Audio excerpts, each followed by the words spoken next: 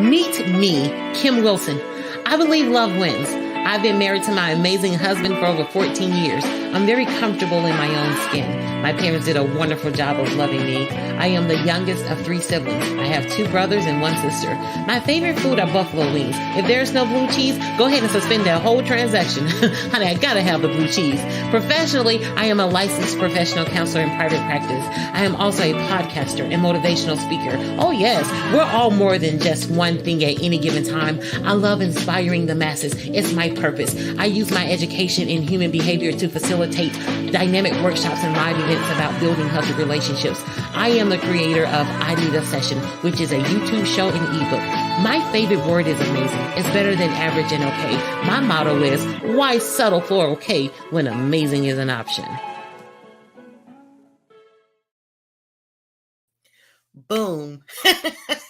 Happy Thursday.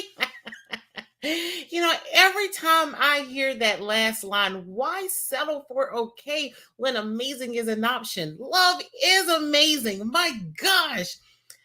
I'm Kim Wilson, your host. Welcome to another episode of I Need a Session. Thank you so much for joining me. Hello, Marissa. Thank you for coming through. Yes, ma'am, honey. Good vibes.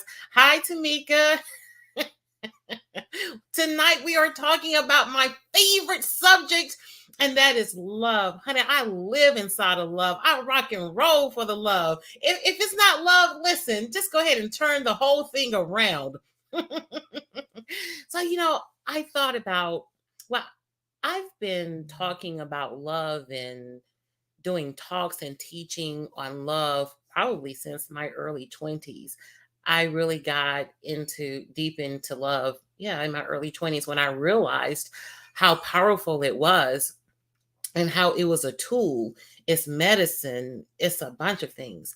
And I thought about, how can I offer information within a 15-minute block where people can really understand what I'm saying? So I got this design for you. Let me give it a stab. Let me get to it. I don't like to waste any time.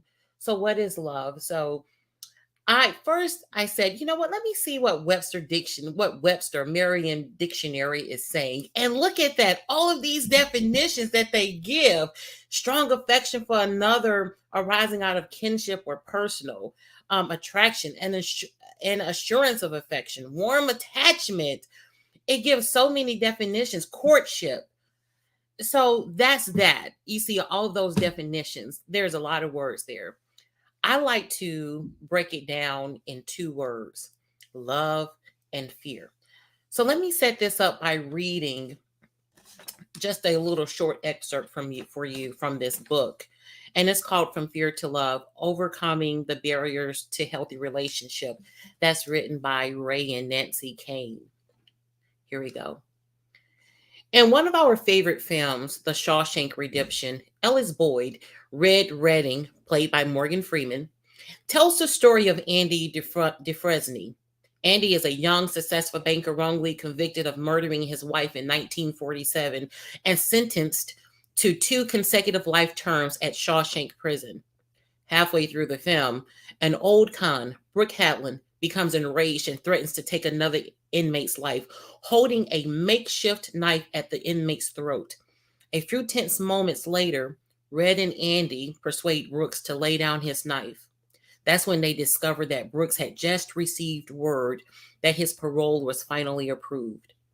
The mere thought of freedom outside the prison walls after 50 years of being locked up is enough to send Brooks over the edge. Later, discussing the incident in the prison yard, an inmate concludes that Brooks had gone mad. Red quickly disagrees. Brooks ain't no bug. He just institutionalized. Red goes on to say that if a man has been in prison for 50 years, as Brooke has, it becomes all he knows. In here, he's an important man, Red says. He's an educated man. Outside, he's nothing, just a used up con with arthritis in both hands. He then describes the fear and dread of a man who trembles at the thought of leaving a prison. Finally, he tells the other inmate, "You believe whatever you want, but I'm telling you, these walls are funny. First, you hate them, then you get used to them. Enough time passes, you get to depend on them. Truth be told, many of us are like Brooks Hatlin. We have confined ourselves and our relationships within the walls of familiarity. We know that something better, something more exciting, vibrant, and real is beyond our borders, but fear gets the better of us and we opt for what we know rather than what we could be. Gosh, I think that's so powerful. I even remember watching that scene probably a few months ago and thought, wow, I knew instantly like this man, that fear had got the best of him. And his whole, what he thought of as love just had become so distorted for him because a lot of times people think it's easy when they say, why can't you just leave that relationship, that unhealthy relationship?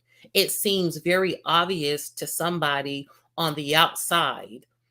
But just like for this particular character in Shawshank Redemption, fear fear kept him in a place where nothing else was familiar because like he said in that prison he was an educated man and there was nothing familiar outside of those walls. It didn't feel like love outside of those walls. He didn't know what that looked like. And when we grow up in the first classroom that is presented to us, remember that's our home. That's when we start to learn what love is. As children, when we're babies, when we are 1 and 2 years old, we don't exactly know, and we're able to articulate that love is a hug. Love is when somebody says to you, "Well done, Denise. You can do it. Um, keep going, Robert. Keep going. Don't give up." The affirmation, the encouragement. When you get home from school and somebody sits right down next to you and say, what's your homework for today? Let's look at it. Somebody holding you accountable and guiding you through the process, that's love. And when you don't have that, and all of those things are missing, that feels like care, that feels like concern, that feels like um boundaries, that feels like somebody is protecting you, you may not know how to articulate that. And just like this particular character, if you grow up in an environment where it's familiar, where somebody constantly tells you, well, I don't know why you're trying that anyway, you're not going to make it, or somebody actually looking you in the face and telling you that um, your hair is not long enough, or your hair is too short, you're not tall enough, or you're not thin enough, um, your whole view of what love is supposed to be becomes distorted. So when you meet somebody in a relationship, even with friends, sometimes friends can, people we may label as friends, they can be very discouraging and can say things to us that are not discouraging. And because we don't know what love is, we it's familiar to us and we accept it, and we can become a prisoner in relationships. Just like this particular character, he didn't want to leave that institution because it was familiar to him. So, the first part of understanding what love is, you have to know your history. You have to understand what you believe. I'm not sure how many of you read the caption of the when I first put the post out. I said, let's do a little pre-work. Write down what your beliefs are about love. And the reason why I instructed for you all to do that is when I put this next, I think we may have it as a post, um, this next description up of what love is. Now, this is what I go by personally. This is my guiding light. I think it's important for all of us to have a set of principles, morals, whatever it is, whatever your belief system, because that's how you're going to be able to determine if you're operating from a place of love or a place of fear,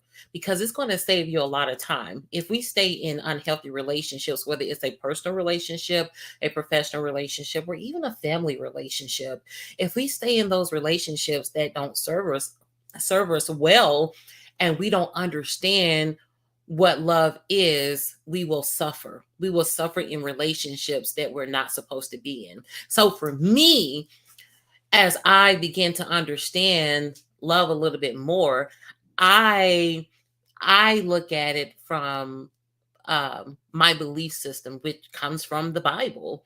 It is a personal belief system for me. And it's that whole scripture about love is patient and kind. Love is not jealous or boastful or proud or rude. It does not demand its own way. It is not irritable and it keeps no record of being wronged.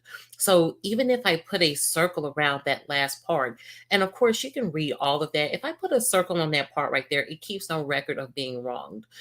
When we are in relationships with people, and even family members or friends, things happen.